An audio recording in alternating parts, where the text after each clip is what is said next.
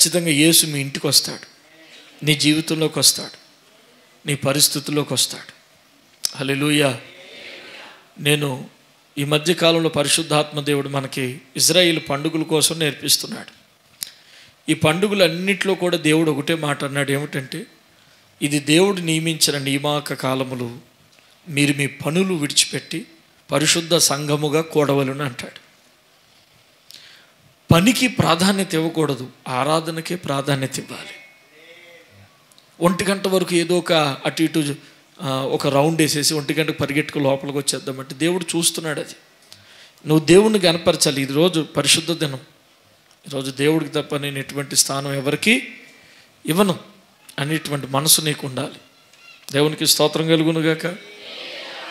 కనుక నువ్వు ఎప్పుడు కూడా ఇలా అనుకోవాలి, దేవుని దగ్గరికి నేను వెళితే నాకు దీవెనే కదా. నేను దేవుడి దగ్గర, చూడండి, దేవుడి దగ్గరికి నువ్వు ఎంత సమయం గడిపితే అంత నీకు ఆశీర్వాదమే కానీ ఏమాత్రం అది నీకు లోపమేమీ కాదు. ఈరోజు దేవుడి మందిరంలో గడిపో, నీవు, నీ పిల్లలు, నీ కుటుంబం యేసయ్య మందిరంలో ఉన్నారు. మళ్ళా చెప్తున్నాను, యేసయ్య మందిరానికి వెళ్ళడం అంటే ఏదో కుర్చీలో కూర్చుని అలా కూర్చుని వెళ్ళిపోవడం కాదు. యేసయ్య మందిరంలో మీరు మోకరించి ప్రార్థన చేస్తేనే ఆశీర్వాదం. ఖచ్చితంగా దేవుడు మందిరంలోకి వచ్చిన తర్వాత కుర్చీలో కూర్చున్న వాళ్ళు కూడా చెప్తున్నారు, మీరు ఖచ్చితంగా పావు గంటైనా మోకాళ్ళ మీద నిలబడి ప్రార్థన చేస్తేనే దీవెన మీ ఇంటికి తీసుకెళ్తారు. హల్లెలూయా. మోకరించాలి, ప్రార్థన అనేటప్పటికి మోకరించాలి. అలాగూ నువ్వు మోకరించి దేవుణ్ణి చూసేదే మందిరం. దేవునికి స్తోత్రం. దేవుడిని కనబడాలి, దేవుడు దేవుడు నేను ఆశీర్వదించబడాలి. లోకాసు వార్త 12వ అధ్యాయము 16వ వచనం నుంచి చదువుకుందాం. అందరూ తీసుకోండి. ఈ ఉపమానం చెప్పడానికి అసలు రీజన్ ఏమిటన్నది 21వ వచనంలో దేవుడు చెప్పాడు. ఏమన్నాడంటే, దేవుని ఎడల ధనవంతుడు కాక తన కొరకే సమకూర్చుకొనివాడు అలాగనే ఉండు. అంటే ఈ సమకూర్చుకొనుట్లో దేవుడనే పదం లేకుండా నా కొరకే బ్రతికితే మాత్రం ఆ దేవుడు మనకు పేరు పెడుతున్నాడు. ఏమిటంటే వెర్రివాడ. మనం లోకంలో ఒక సామెత ఉంది, ఏమిటంటే తినడం కోసం బతకాలా, బతకడం కోసం తినాలా అంటాడు. ఏమంటావు? బతకడం కోసం తింటాం కానీ తినడం కోసమే బతకం కదా అంటాం. అలాగే జీవించడం కోసం సంపాదించాలి కానీ సంపాదించడం కోసమే జీవితం అయిపోయింది. నేటి దినాలు ఎలా అయిపోయినాయి అంటే సంపాదించడానికి, జీవించడానికి ఏదో సంపాదిస్తున్నాం. అలా కాకుండా ఏమవుతుందంటే అసలు సంపాదించడానికే మనం బతుకుతున్నాం. ఇది సంపాదించాలి, అది సంపాదించాలి, ఇది కాకపోతే ఇది అయిపోయిన తర్వాత అది అయిపోయింది, ఇది సంపాదించాలి. నీ జీవితం అంతా సంపాదనే అయిపోతుంది. బతకడం కోసం సంపాదించు, కానీ సంపాదించడం కోసమే బతకొద్దు. బతకడం కోసం తినడం కోసమే బతకొద్దు. రాత్రి మీకు చెప్పాను, ప్రపంచంలో ఇంగ్లాండ్ దేశంలో గొప్ప మోడలింగ్ ఆమెను చూస్తే ఎంత అందంగా ఉందంటే, అసలు ఇంత దివ్య సుందరి అసలు భూమి మీద మరొకరు ఉంటుందా, అంత అందంగా ఉంది. ఆ ఫోటో చూసినప్పుడు అంత అందంగా ఉంది. పక్కన ఇంకో ఫోటో ఉంది. ఆ ఫోటో ఎలా ఉందంటే జుట్టు అంతా తీసేసారు, గుండు ఉంది, ముఖం అంతా ఎముకలకు అంటుకుపోయింది, ఒక హాస్పిటల్ బెడ్ మీద పడుకున్నట్టు ఉంది. తీక్షణంగా చూస్తే ఆ ప్రపంచ సుందరి ఈమె ఇద్దరు ఒకటే. నేను ఏంటని చెప్పేసి అది చదివితే ఆమె చచ్చిపోయే ముందు కొన్ని కోట్స్ రాసింది. ఆమె ఎంత అందంగా ఉంది, ఎన్ని దేశాలు తిరిగింది, అన్నీ కూడా. ఆమె ఎంత ధనవంతురాలు అంటే అంత ధనవంతురాలు. చివరికి ఆమెను చూస్తే ఈమె ఇలా అయిపోయిందేంటి అనుకున్నట్టుగా ఉంది.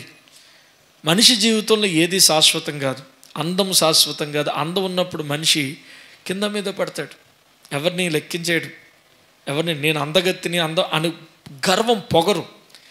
మనిషిని పాడు చేసేది పొగరు, గర్వమే. దేవుడు ఏం చెప్పాడు తెలుసా? నాశనము ముందు గర్వం నడుస్తుంది. నువ్వు గర్వంగా వెళ్తున్నావు అంటే వెనకాల నాశనం పరిగెడుతుంది. పొగరు, గర్వం ఎప్పుడు మనిషికి ఉండకూడదు.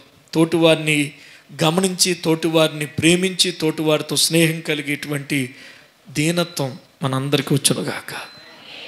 మనిషి డబ్బు ఎక్కువ ఉందనుకో, తోటివారిని నువ్వెంత చిటికలేస్తాడు, నువ్వెంత నేనెంత చిటికలేస్తాడు. డబ్బు ఎక్కువ ఉన్నప్పుడు రాజకీయ బలం ఉందంతే, నువ్వెంత నేనెంత చిటికలేస్తా ఇది దేన్ని చూసి నువ్వు అతిశయించకూడదు.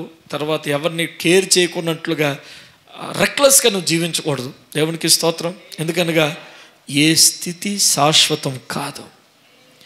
పడినవాడు పడినట్టు ఉండడు, లేచినవాడు లేచినట్టు ఉండడు, ధనికుడు ధనికుడైనట్టు ఉండడు, ఆరోగ్యస్తుడు అయినట్టే.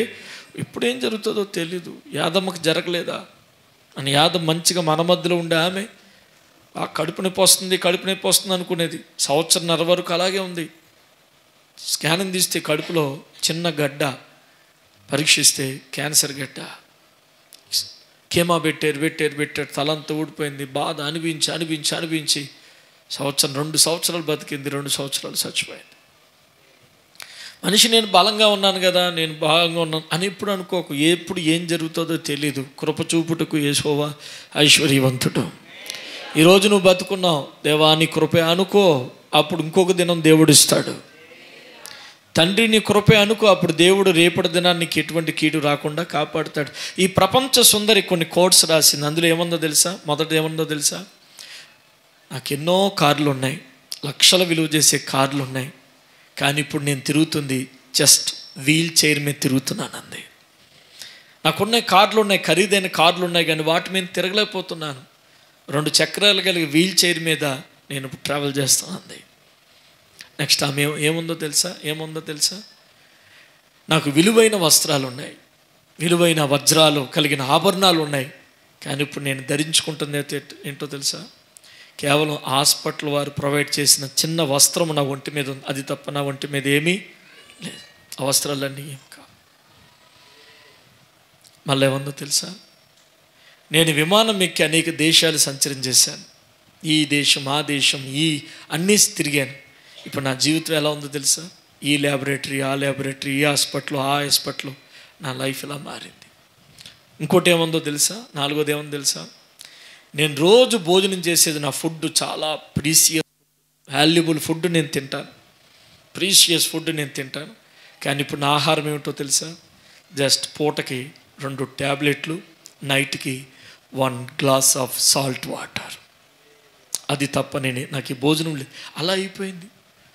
అది చనిపోయే ముందు ఆ కోట్స్ రాసి ఆమె చచ్చిపోయింది. అందుకే దేవుడు ఏమంటున్నాడంటే, ఇదిగో నువ్వు బతుకుతున్న కాలంలో దేవుడు అనకుండా లోకం కోసం ఏదో సంపాదించాలి. సంఘాలు కూడా ఎలా అయిపోయినాయి అంటే, దేవుడి దగ్గరికి రావడం కూడా ఏదో కావాలని, ఏదో పొందుకోవాలి, ఏదో చెయ్యాలి. మనం బ్రతకడానికి దేవుడు అన్నీ ఇస్తాడంటే ఇక్కడ ఈ ధనవంతుడికి సమృద్ధిగా పండిందంట. ఎలా పండింది? కొట్లు కూర్చుకుంటే పట్టలేనంత ఇచ్చిందంట. దేవుడు తన పిల్లలకి అలాగూ ఎప్పుడు ఇవ్వడం. గమనించండి, నీకు ఏ సమయానికి ఎంత అవసరమో అంతే ఇస్తాడు. చప్పట్లు కొట్టి దేవునికి స్తోత్రం చెప్పండి. వచ్చి పడిపోదు. చాలామంది ఇలా అంటారు, ప్రభా దేవుణ్ణి నమ్ముకున్న మాకే కష్టాలు ఉన్నాయి, నీతిగా నడిచే మాకే కష్టాలు ఉన్నాయి, సన్మార్గంలో నడిచే మాకే దెబ్బ మీద దెబ్బ ఉంది, వాళ్ళ ప్రార్థన లేదు, ఆరాధన లేదు, దేవుడు లేదు, వాళ్ళు ఎంత బాగున్నారు ప్రభా అని మనం క్వశ్చన్ వేస్తాం. కానీ దేవుడు ఏమంటాడు తెలుసా? వాళ్ళు కాలు జారు స్థలంలోనే అన్న. మనల్ని దేవుడు ఎలా దీవిస్తాడు తెలుసా? ఇక్కడ ఉన్నాను నేను, నువ్వు ఇక్కడ ఉన్నావు, ఎక్కడ ఈ స్థితిలో ఉన్నావు, ఇలా పైకి తీసుకెళ్తాడు, మళ్ళా కింద పడతావు, మళ్ళా పైకి తీసుకెళ్తాడు, మళ్ళా కింద పెడతావు, మళ్ళా పైకి తీసుకెళ్తాడు, మళ్ళా కింద పెడతావు, మళ్ళా పైకి తీసుకెళ్తాడు. ఒకప్పుడు చూసినప్పటికీ నువ్వు ఇక్కడ ఉండేదాన్ని ఎక్కడున్నావు? ఇక్కడ ఉన్నావు. అర్థమైందా? ఇక్కడ ఉండేదాన్ని ఇక్కడ ఉన్నావు. ఇక్కడ ఉండే నీవు ఇక్కడికి వెళ్ళడానికి ఎత్తు పల్లం, పడి లేవడం, ఈ స్థితి ఇస్తేనే తప్ప నీకు ఈ స్థితి రాలేదు. ఇక్కడున్న నీవు ఈ ఎత్తు పల్లాలు లేకుండా డైరెక్ట్ నిన్ను పైకి తీసుకురావాలని నువ్వు అనుకుంటావు. నువ్వేమంటావు? ఈ గొడవలు ఎందుకు బ్రో, ఒకేసారి నన్ను పైకి తీసుకెళ్ళిపోవచ్చు కదా అంటావు. ఒకేసారి పైకి వెళ్ళిపోతే ఒకేసారి కిందకు కూడా పడతావు. చేతులు ఉన్న వాళ్ళు గట్టిగా 2 చేతులు పైకి హల్లు చెప్పండి. మీ అందరికీ పక్షిరాజు తెలుసా తెలీదా? పక్షిరాజు కోసం ఒక మాట చెప్పనివ్వండి.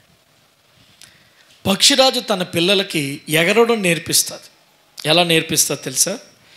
తన కాళ్ళుతో పట్టుకుని ఎగురుకుంటా చాలా ఎత్తుకు తీసుకెళ్తుంది. అప్పుడు ఆ పిల్ల అనుకుంటుంది, మా డాడీ ఎంత గొప్పడో, నన్ను చాలా పైకి తీసుకెళ్తున్నాడని అనుకుంటుంది. పైకి తీసుకెళ్ళిన ఆ పక్షిరాజు ఒకేసారి దయా దాక్షిణ్యం ఏమీ లేకుండా వదిలేస్తుంది బిడ్డని. వదిలేసినప్పుడు ఆ పిల్ల అనుకుంటుంది, డాడీ అసలు నువ్వు డాడీవేనా, నన్ను ఎందుకు ఇలా వదిలేసాను? కింద పడిపోతున్న సమయంలో ఎక్కడి నుంచి వస్తుందో తెలియదు కానీ తండ్రి మళ్ళా పట్టుకుంటుంది. అమ్మయ్య వదిలేసాం అనుకున్నాను డాడీ, కానీ వదలలేదు, దేవా స్తోత్రం అనుకుంటాం. మరలా ఏం చేస్తుంది, మరలా పైకి, అబ్బా మా డాడీ ఎంత పైకి తీసుకెళ్తున్నాడో అనుకుంటుంది, మరలా వదిలేస్తుంది. డాడీ నువ్వెందుకు ఇట్లా నన్ను వదిలేస్తున్నావు డాడీ, నేనంటే నీకు ఇష్టం లేదా, నన్నే ఎందుకు ఇలా చేస్తున్నావు డాడీ, నువ్వు నా తండ్రివే కదా, నేను నీ బిడ్డనే కదా డాడీ, అయిపోయింది నా జీవితం. మళ్ళా ఎక్కడి నుంచి వస్తుందో మళ్ళా పట్టుకుంటుంది, మళ్ళా పైకి తీసుకెళ్తుంది. మళ్ళా వదిలేస్తున్న క్రమంలో ఈ భయం చేత తనకు తెలియకుండానే రెక్కలు కొట్టుకోవడం అలవాటు అవుతుంది. ఒక్కోసారికి కింద పడిపోతున్న ఈ బిడ్డ తనంతట తానే ఎగురుతుంది. అప్పుడు అదే ఎత్తులోకి తండ్రి ఎదుగుతున్నాడు, అదే ఎత్తులోకి బిడ్డ కూడా ఎగురుతుంది. అప్పుడు తండ్రి అంటున్నాడు, కొడుకా నువ్వు నాలాగా నా స్థాయిలో ఎదుగుతామనే బిడ్డ నీకు ఈ శ్రమలు పెట్టాను అంటాడు. చప్పట్లు కొట్టి దేవునికి స్తోత్రం చెప్తాను. ఎప్పుడు కూడా లోకస్తులు చూసి వాళ్ళగా అయిపోవాలని ఎప్పుడు అనుకోవద్దు. నువ్వు ఎలాగ మారాలో, నిన్ను ఎలాగ దీవించాలో, నిన్ను ఎలా పైకి తీసుకురావాలో యేసుకు బాగా తెలుసు. ప్రతి అనుభవంలో ఏదో ఒక లెసన్ ఉంది. ఆ లెసన్ ఏమిటని ఆలోచించు. నేను నేర్చుకోవాల్సిన లెసన్ ఏమిటని ఆలోచించు. లెసన్ నేర్చుకో. నువ్వు పడినవాడు ఖచ్చితంగా గట్టిగా మారుతావు, 10 మందికి ఆదర్శంగా మారుతావు. నిన్ను 10 మంది ఎదుట గొప్పవాడుగా అనే మాట కాకుండా బలమైన వాడుగా నిలబెట్టాలనే ప్రభు ఆలోచన. ఈ ధనవంతుడు ఉన్నాడండి, ఎవరైనా ఈ ధనవంతుడు ఉన్నాడు, కొట్లు సమృద్ధిగా పండిన తర్వాత ఏమనుకుంటున్నాడో తెలుసా? చదవండి 12వ అధ్యాయంలో 19వ వచనం. తిను తాగు తిరుగు, ఇదే పని. అప్పుడు దేవుడు ఏమన్నాడంటే, ఒరే నీకు ఆస్తి ఇచ్చింది ఎవరు? రాత్రి మీకు నిన్నో కానీ చెప్పాను, ప్రథమ ఫలములు పండుగలో ద్వితీయోపదేశ కాండలో అంటాడు, దేవుడు నీకు ఇచ్చాడు. దేవుడు నీకు రాత్రి చెప్పాను ఏంటి, పెంతెకోస్తు పండుగలో దేవుడు నీకు ఇచ్చాడు. ఇచ్చిన దేవునికి నువ్వు ఎలా ఉండాలంటే కృతజ్ఞత. అదే పెంతెకోస్తు పండుగ అంటే. ఈరోజు నేను కలిగిన ఈ కొట్లలో ధాన్యం దేవుడిచ్చినది, నా ఉద్యోగం దేవుడిచ్చినది, నాకు వస్తున్న సంపాదన దేవుడిచ్చింది, పిల్లలు దేవుడిచ్చింది, ఇల్లు దేవుడిచ్చింది. దేవుడిచ్చిన దాంట్లో దేవుణ్ణి జ్ఞాపకం చేసుకొని నీవు కృతజ్ఞత లేనివాడివి. నువ్వు ఖచ్చితంగా నీ దేవుడైన యెహోవాని నీవు జ్ఞాపకం చేసుకోవాలి. నా మాట్లాడదమైన వాళ్ళందరూ హల్లెలూయా చెప్పండి. ఈ అన్ని వచనాలు మనం చదువుతున్నాం కదా, ఈ అన్ని వచనాల్లో ఎప్పుడైనా దేవుడా నీకు స్తోత్రం అన్నాడా? ఈ ధనవంతుడు అన్నాడా? ఏమన్నాడు? నా ప్రాణమా నీకు ఏంది దోస్తానాలు, ఫ్రెండ్స్తో తిను తాగు, మామా పార్టీ, మామా బిర్యానీ, మామా చాయ్, మామా తిరుగుదాం, ఇదే అయిపోయింది. దేవుడు అంటే ఒరే ఎర్రోడు రా నువ్వు, నీ జీవితం అంతట్లో దేవుడనే మాట నువ్వు పలకలేదు. అదే ఒక ధనవంతుడు ఉన్నాడు, దావీదు ఏమంటాడు తెలుసా? నా ప్రాణమా యెహోవాను సన్నుతించుము, ఆయన చేసిన ఉపకారములలో దేనిని మరువకము అన్నాడు. హల్లెలూయా. కాబట్టి నీ జీవితంలో నువ్వు ఎలా ఉండాలంటే దేవుని యొద్దకు రావాలి. నేను దేవుని కలిమిలో దేవుడు అనాలి. సంపన్న స్థితిలో కూడా చాలామందికి కలిమిలో చాలా దేవుడి పట్ల నమ్మకంగా ఉంటారు.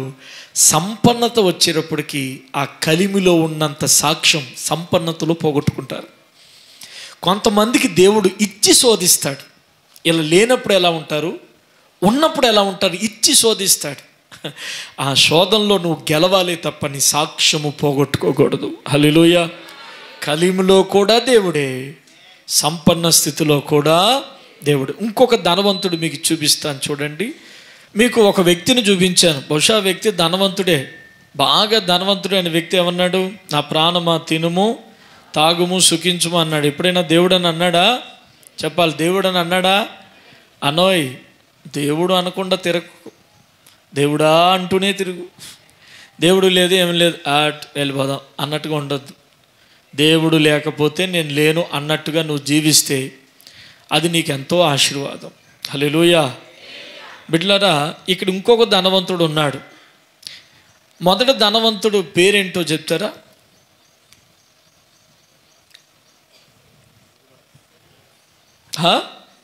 ఎర్రోడు. వాళ్ళ తల్లిదండ్రులు పెట్టారా, దేవుడు పెట్టాడా?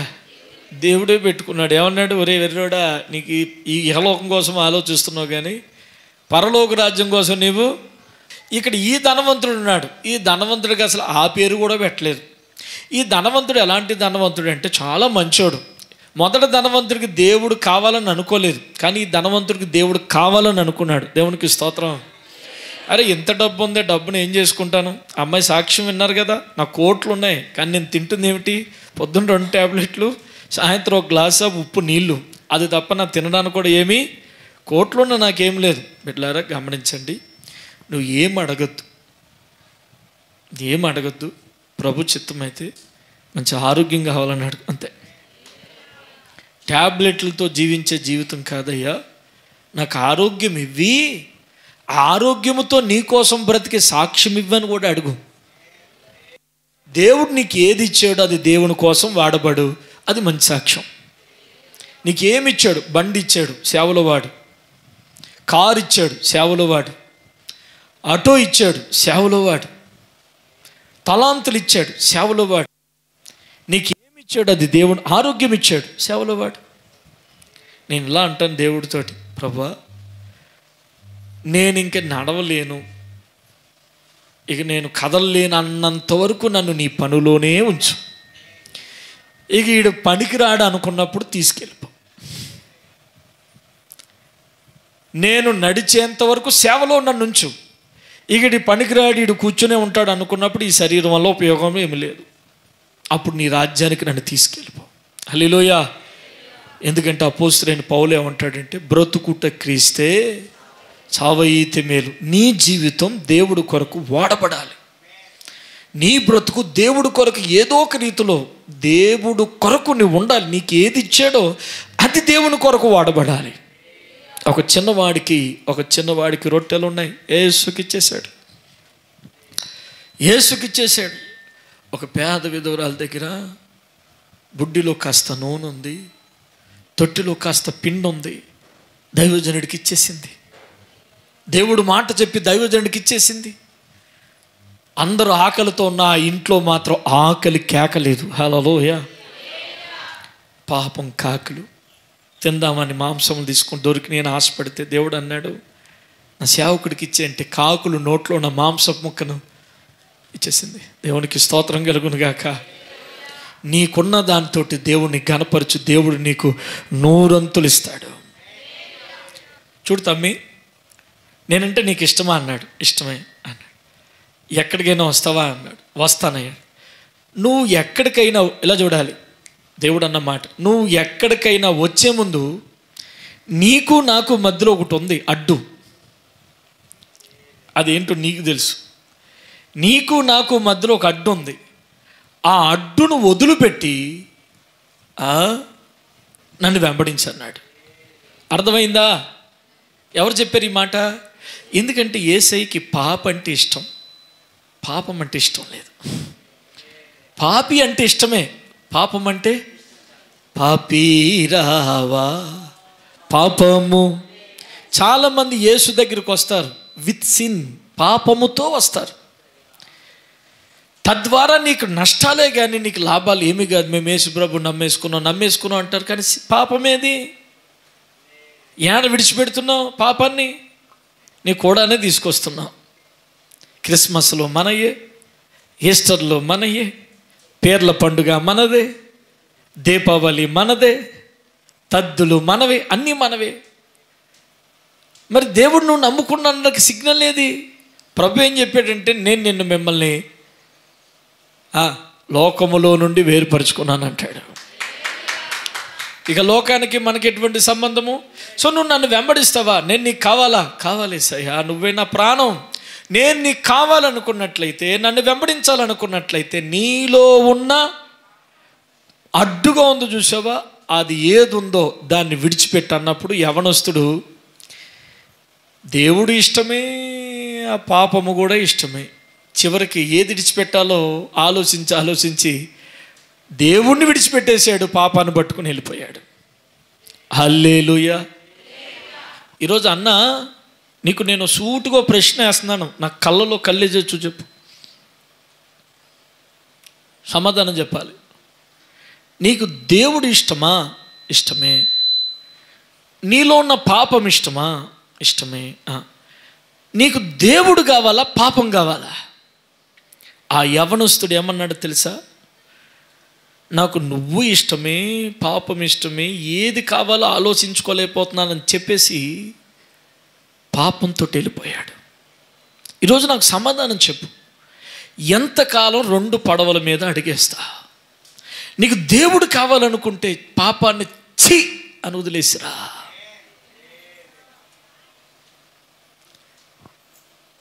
మన సంఘంలో ఒక యవనస్తుడు ఉన్నాడు, పేరు అడక్కండి, మళ్ళీ నన్ను తిట్టుకుంటాడు. చాలా రోజుల క్రితం నా దగ్గరికి వచ్చాడు. యేసు నమ్ముకుంటానని వచ్చాడు. వచ్చావా? సంతోషం. నమ్ముకోరా అన్నాను. నమ్ముకున్నాడు. బాప్తిసం తీసుకున్నావా? తీసుకున్నాను. బల్ల తీసుకుంటావా? తీసుకున్నాను. ఒకరోజు ఉపవాస ప్రార్థనలు ఇలాగే జరుగుతున్నప్పుడు 21 దినాలు ఉపవాస ప్రార్థనలు పాత చర్చిలో ఉన్నాం. 21 రోజులు ఉపవాస ప్రార్థనలు చేసినప్పుడు సడన్గా దేవుని ఆత్మ అతను తాకింది. అతను హృదయం తాకినప్పుడు నేలకు బుర్రనేసి కొట్టుకుంటున్నాడు. నాకు అర్థం కాలేదు, కుర్రోడు కొత్తగా వచ్చాడు. నేలకు బుర్రనేసి కొట్టుకుంటున్నప్పుడు ఏడుస్తున్నాడు. ఆ తర్వాత పిలిచాడు, ఏమిరా అలాగే ఏడుస్తున్నావు తమ్మి అంటే, అన్నా నేను ఇన్నాళ్ళు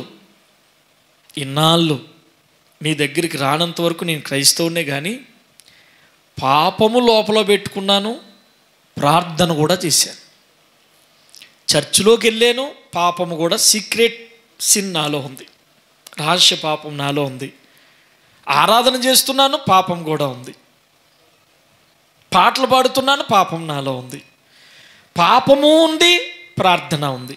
ఈరోజు ఉపవాస ప్రార్థనలో మాట్లాడాడన్నా, పాపం విడిచిపెట్టమని మాట్లాడాడన్నా. మరి ఏం చేస్తారా? పాపం విడిచిపెడతావా? విడిచిపెట్టవా? నేను చేస్తున్న పాపం విడిచిపెట్టేటువంటి పాపం కాదు, అది నాతో ఏకమైపోయిన పాపం. మీరు అర్థం చేసుకోండి.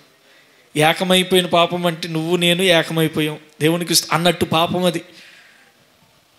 ఒకవేళ ఆమె నేను విడిచిపెడితే, మరి నీ భార్యకి తెలుసా? నా భార్యకి తెలియదన్న పాపం, పిచ్చిదామే, అమాయకురాలు. మరి ఈ పాపం ఎట్లారంటే, ఆమె నేను విడిచిపెడితే నన్ను ఏం చేస్తుందో తెలియదన్నా. ఒరేయ్, యేసు కావాలంటే పాపం విడిచిపెట్టు. హల్లెలూయా. మీరు గమనించండి, ఇదో బాటిల్. ఈ బాటిల్ ఏంటో నన్ను అడగండి, ఏంటో నీకు తెలుసు. ఇదో బాటిల్, రోజు తాగేస్తావు. నువ్వు అనాలి, ఓ బాటిలా, నువ్వంటే నాకు ఇష్టం లేదు, యేసు అంటే నాకు ఇష్టం అని అనగలవా? అనలేవు. యేసయ్యే నా ఇష్టం అని దీన్ని తాగేస్తావు. హల్లెలూయా. ఇప్పుడు ఈ కుర్రోడు పశ్చాత్తాపడుతున్నాడు. ఏమిటంటే, దేవుడు కావాలంటే పాపం విడిచిపెట్టమన్నాడు, ఈమెమో నన్ను విడిచిపెట్టే లేదు. అక్రమ సంబంధం, వేరొక స్త్రీతో అక్రమ సంబంధం పెట్టుకున్నాడు. నేను అన్నాను, రేయ్ తమ్ముడా, నువ్వు భయపడకు, యేసుతో ఉంటే నిత్య జీవం, ఈ పాపంతో ఉంటే నిత్యము నరకమే. యేసుతో ఉంటే నిత్య జీవితం, నువ్వు ఇలాంటి బిజినెస్లు సైడ్ పాపాలు చేస్తే నిత్యము నరకమే, వదిలేరా అన్నాడు. ధైర్యం చేసుకుని చెప్పేశాడు, అయ్ నేను వదిలేస్తున్నాను నిన్ను అన్నాడు.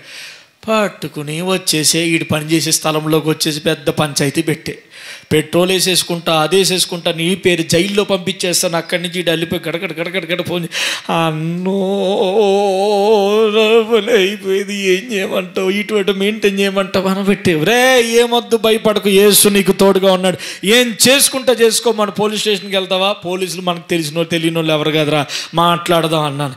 అటు ఇటు అన్నది అటే పోయింది, ఇప్పుడు వరకు రాలేదు. దేవునికి స్తోత్రం కలుగును గాక. ధైర్యంగా నిలబడ్డాడు, కుటుంబం కట్టబడ్డది, ఈ రోజు పరిశుద్ధుడే నిలబడ్డాడు. హల్లెలూయా. కానీ యవనస్తుని చూసి నాకు చాలా బాధ అనిపిస్తుంది. దేవుడు ఏమన్నాడు, నువ్వు కొండలెక్కర్లేదురా, మెట్టలెక్కర్లేదురా, నన్ను వెంబడించాలంటే పాపం విడిచిపెట్టమన్నాడు. అలా పాపం విడిచిపెట్టమన్నా యేసును విడిచిపెట్టాడు, కానీ పాపాన్ని విడిచిపెట్టలేదు. హల్లెలూయా. వాక్యం వింటున్న చెల్లెమ్మ, వాక్యం వింటున్న తమ్ముడా, దేవుడు కావాలా, లోకం కావాలా? దేవుడు కావాలా, పాపపు ఆనందం కావాలా? రెండూ కావాలని అనుకో. ఎందుకంటే చీకటి ఉన్న దగ్గర వెలుగుండదు, వెలుగున్న దగ్గర మనము యేసు కావాలనుకుంటే సెపరేట్గా జీవించాలి. ఇంకొక ధనవంతుని చూపించి నేను ముగిస్తాను. లోకాసు సువార్త 19వ అధ్యాయం 1వ వచనం చదువుకుందాం. యాకోబు అంటున్నాడు, దేవుని యొద్దకు రండి, అప్పుడు ఆయన మీ యొద్దకు. ఒక ధనవంతుడి జీవితంలో అన్నీ ఉన్నాయి, కానీ దేవుడు అని అన్నాడా? అనలేదు. ఇంకో ధనవంతుడు అన్నీ ఉన్నాయి, దేవుడు కావాలని అనుకున్నాడు, కానీ పాపాన్ని విడిచిపెట్టలేకపోయాడు. హల్లెలూయా. దేవుడు అనే పేరు లేకుండా బతికితే నువ్వు వెర్రోడివే. దేవుణ్ణి కావాలని వచ్చి నీవు పాపాన్ని వదిలిపెట్టుకోలేకపోతే నీ పేరు జీవగ్రంథములో ఉండదు. కానీ మూడో ధనవంతుడి పేరు గ్రంథములో ఉంది. అతని పేరు జక్కయ్య. తమ్ముడా, ఎవని పేరు జీవగ్రంథములో ఉన్నదో వారు జీవితం అంతా ఆశీర్వాదమే. దేవుని రాజ్యములో వాళ్ళు కనబడతారు. నీ పేరు ఉందా? నీ పేరు జీవగ్రంథములో ఉందా? నీ పేరు జీవగ్రంథములో లేకపోతే నువ్వు చనిపోయినప్పుడు దేవుని రాజ్యములోకి వెళ్ళలేవు. యేసు రక్తము చేత కడగబడి యేసు కావాలనుకున్న వారి పేర్లు మాత్రమే జీవగ్రంథములో రాయబడతాయి. స్తోత్ర. ఇతను ధనవంతుడే. అక్కడ రాయబడుతుంది ధనవంతుడైన జక్కయ్య. ఇతను ఎవరండి? ధనవంతుడైన జక్కయ్య. ఓ ధనవంతుడు ఉన్నాడు అని దేవుడు రాయలే, ఒప్పుకోలేదు మనసు. ఇతని పేరు రాశాడు. నువ్వు యథార్థంగా జీవిస్తే ఖచ్చితంగా నీ పేరు రాస్తాడు. ధనవంతుడైన జక్కయ్య. ఇతను అనుకున్నాడు, నాకు ఎంతో ఆస్తుంది, కానీ నా మనసులో శాంతి లేదు. ఈ శాంతి లేకపోవడానికి కారణం ఏమిటంటే యేసు లేడు నా జీవితంలోకి. నాకు యేసు కావాలని వచ్చాడండి. ఇల్లు దాటి వచ్చాడండి, కులము దాటి వచ్చాడండి, మతము దాటి వచ్చాడండి, అనేక మంది ఆటంకాలు దాటి వచ్చాడండి. యేసు దగ్గరికి రావడం అంటే అంత ఈజీ కాదు, కులం అడ్డుపడుతుంది. కానీ ఎప్పుడు ఒక చర్చికి సమాధుల కోసం వెళ్ళొద్దు, ఒక చర్చికి ఏదో పెళ్ళిళ్ళ కోసం వెళ్ళొద్దు. ఒక చర్చికి నువ్వు వెళ్ళేటప్పుడు అక్కడ నాకు దేవుడు కనబడుతున్నాడా లేడా అని చూడాలి. అలాంటి చర్చికి వెళ్ళాలి. కానీ ఏసీలు ఉన్నాయా, లేకపోతే ఆ చర్చికి వెళ్తే నాకు బెనిఫిట్స్ ఏమిటి? కేకులు ఇస్తారా, చాకులు ఇస్తారా, పెట్లు ఇస్తారా? చచ్చిపోయినప్పుడు పెట్ల కోసం వెళ్తావా చర్చికి? మేము చచ్చిపోతే మా పాస్టర్ గారు మా ఇంటికి పెట్టి ఫ్రీ. చచ్చిపోయినప్పుడు పెట్ల కోసం అమ్మ మనం వెళ్ళేది చర్చికి. చచ్చిపోయిన తర్వాత పరలోక రాజ్యం వెళ్ళేటువంటి వాక్యం కొరకు వెళ్ళాలి. హల్లెలూయా. నీ అమాయకత్వాన్ని చూసి మోసగించే వాళ్ళు ఎంతోమంది అయ్యారు. అంత అమాయకురాలుగా ఉండకు తల్లి. దేవుడు అంటున్నాడు, ఇదిగో శరీరం కోసం కాదు, ఆత్మను పడద్రోయగల శక్తి గల వానికి మీరు భయపడండి. హల్లెలూయా, హల్లెలూయా. ఎన్నో ఆటంకాలు. దేవుడి దగ్గరికి రావాలంటే ఎన్నో ఆటంకాలు. జక్కయ్య ముందుకు వచ్చినప్పటికి అనేక మంది అడ్డుపడిపోయారు. అసలు యేసును చూడాలనుకుంటే ఏళ్ళెవర్రా బాబు నాకు అడ్డుపడుతున్నారని అనుకుని ఎలాగైనా యేసు కావాలి, నాకు యేసు దొరకాలి. ఎలాగా? ఇదిగో బిడ్డ, నీ గుండెల్లో ఆశ ఉంటే ఖచ్చితంగా ఆశ కలిగిన ప్రాణాన్ని దేవుడు మేలులతో. నీవు ఒక సంఘానికి వచ్చినప్పుడు, ఒక స్థలానికి వచ్చినప్పుడు ఏమనుకోవాలి తెలుసా? నాకు యేసు కనబడితే బాను, నాకు యేసు మాట్లాడితే బాను, నాకు యేసు దర్శిస్తే బాను, నాకు యేసు నా స్వరం నాకు ఒక్క మాటైనా వినబడితే బాను అని ఆశతో కూర్చోవాలి. ఇంత గంట వాక్యములో ఒక్క మాటైనా ప్రభు నీతో మాట్లాడతాడు. నువ్వు వినిపించుకోకుండా నీ బాధలతో ఉన్న ఒక్క మాటైనా నీ చెవుల్లో చూచి అది నీకోసమే మాట్లాడుతున్నట్టు ప్రభు చేస్తాడు. ఇక్కడ ఉన్న ఇందిరమ్మకి గొప్ప కార్యం దేవుడు చేస్తాడు. హల్లెలూయా. గొప్ప మిరాకిల్ జరుగుతుంది మీ జీవితంలో. గొప్ప మిరాకిల్, దేవుడు మాట ఇది. గొప్ప మిరాకిల్ మీరు అనుభవిస్తారు. హల్లెలూయా. బిడ్డలారా, ఇతడు ఆటంకాలు వచ్చినని వెనక్కిపోలే. ఎలాగైనా నేను దేవుణ్ణి దర్శించాలని అటు ఇటు తిరిగితే ఇతనికి ఒక దారి దొరికింది. ఆ దారి పేరేమిటో తెలుసా? మేడి చెట్టు. అదే దేవుని సంఘం. నీకు దేవుడు కావాలని అనుకున్నట్లయితే నీకు దేవుణ్ణి చూపించడానికి భూలోకములో ఉన్న దేవుని ఆయుధం ఏమిటంటే దేవుని సంఘమే. నువ్వు దేవుని మాటలు వినాలనుకుంటున్నావా? ఆ సంఘం దగ్గరికి వెళ్ళాలి. నువ్వు దేవుని చూడాలనుకుంటున్నావా? ఆ సంఘం దగ్గరికి వెళ్ళాలి. బాగా గమనించండి, దేవుని చూడాలని అందరూ దేవుని దగ్గరికి వస్తే ఇతడు మేడి చెట్టు ఎక్కాడు కదా, ఆ మేడి చెట్టు స్పెషల్ ఏమిటో తెలుసా? అక్కడికి యేసు వస్తాడు. ఇతడు ఇప్పుడు యేసు దగ్గరికి వెళ్ళలేదు, మేడి చెట్టు ఎక్కాడు. విషయం స్పెషల్ ఏమిటో తెలుసా? మేడి చెట్టు స్పెషల్ ఏమిటంటే ఆ మేడు చెట్టు దగ్గరికి యేసు వస్తున్నాడు. ప్రజలందరూ కూడా యేసు యేసు అంటే ఆ యేసు మేడు చెట్టు దగ్గరకు వస్తున్నాడు. ఇదేటబ్బా మేడు చెట్టు దగ్గరకు వస్తున్నాడు? నువ్వు ఒక సంఘములో ఉంటే ఆ సంఘము స్పెషాలిటీ ఏమిటో తెలుసా? అక్కడికి యేసు వస్తాడు. ఆ సంఘంలో ఉన్నవారు సాక్ష్యం చెప్పాలి. ఇక్కడ మేము ఆరాధనలో దేవుణ్ణి చూసాం, వెలుగు చూసాం, ఆరాధనలో మా దేవుడు మమ్మల్ని ముట్టాడు, మేము తాకబడ్డాం. అవి దేవుడున్న సాక్ష్యాలు. అవి దేవుడున్న సంఘములు అలాంటి సాక్ష్యాలు జరుగుతాయి. హల్లెలూయా. జక్కయ్యా, అయ్యా నా పేరెట్ట తెలుసయ్యా? ఇక హృదయం నిండా నేను నా మీద ఆశ కలిగిన వారి పేర్లు నాకు తెలుసయ్యా. నీ మనసంతా ఎవరున్నారు? నేనే ఉన్నాను. మరి నీ పేరు నాకు తెలీదా? అయ్యా దిగు, జక్కయ్యా దిగు, నేను నీ ఇంటికి నా ఇంటికి వస్తావా? ఈ పాప ఇంటికి వస్తావా? అవును, నువ్వు నా దగ్గరికి వచ్చావు కనుక నేను నీ దగ్గరికి. యాకోబు రాసిన పత్రికలు ఏం చదువుకున్నావు? దేవుని యొద్దకు రండి, అప్పుడు ఆయన, అయ్యా నా ఇల్లు చాలా అపవిత్రమయ్యా, నేనున్నాను కదా. అయ్యా నేను పాపినయ్యా, నీ పాపములన్నీ కడుగుతాను. ఇతడును అబ్రహాము కుమారుడే. ఒక ధనవంతుడి జీవితంలో దేవుడనే మాట లేదు. తిను, తాగు, సుఖించు, డబ్బే సర్వస్వం అనుకున్నాడు, లోకమే సర్వస్వం అనుకున్నాడు. ఇంకో ధనవంతుడు దేవుడంటే ఇష్టం, కానీ వదిలిపెట్టుకోవాల్సింది వదిలిపెట్టుకోక దేవుణ్ణే వదిలిపెట్టేసుకున్నాడు. ఈ ధనవంతుడికి అన్నీ వదిలిపెట్టి సర్వము యేసు పాదాల దగ్గర పెట్టాడు. దేవుడు అన్నాడు, బిడ్డ అస్సలు సిసలేం దొరికింది ఇప్పుడు నీకు ఏది కావాలో దొరికింది. నీకు దొరికిందా బిడ్డ? తమ్ముడా, అన్న, అక్క, తల్లి నీకు దొరికిందా? యేసు నీకు దొరకడమే గొప్ప మేలు.